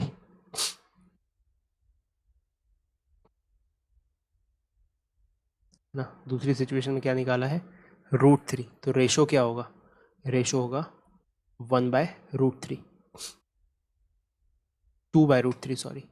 शुरुआत वाली सिचुएशन में 2mu और फाइनल सिचुएशन में √3mu, दोनों ही एक्स डायरेक्शन में, तो mu से कट जाएगा, 2/√3 आंसर हो जाएगा, जिसकी वैल्यू लगभग 1.2 होती है।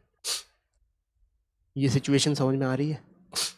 ऐसे सॉल्व करना है हमको इम्पल्स वाले क्वेश्चन, इसमें कंसिडरेशन करना है डायरेक्शन का।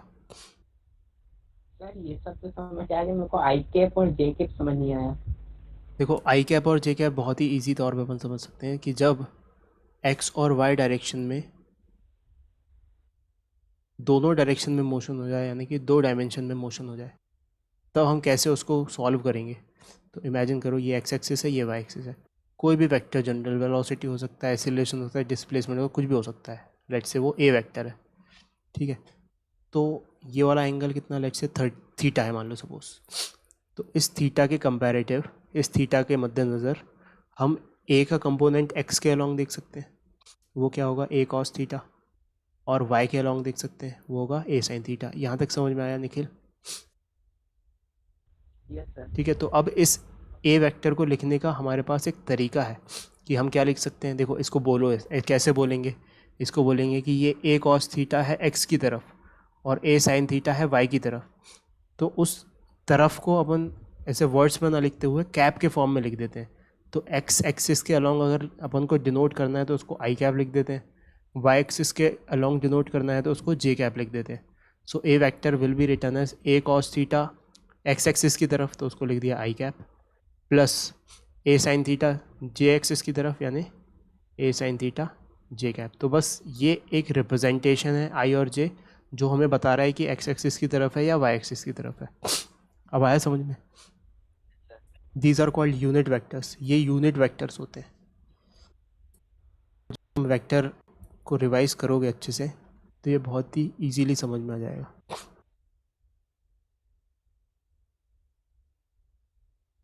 और ऐसे करते करते एक्सपीरियंस के बेसिस पे भी समझ सकते हो. वेक्टर्स को पढ़ने की ऐसा ज़रूरत नहीं है, लेकिन एक बार पढ़ लेना, नज़र फिर लेना तो समझ में आ जाएगा. ठीक है, तो इतना ही करते हैं अपन. नेक्स्ट क्लास में अपन कंजर्वेशन ऑफ मोमेंटम शुरू करेंगे. ठीक है, बाय बाय एवरीवन. सर मेरे को कुछ बोलना है, क्या मैं बोल सकता हूँ? हाँ बिल्कुल बोल सकते हो. सर मैं प्रेजेंट कर दूँ स्क्रीन? बिल्कुल.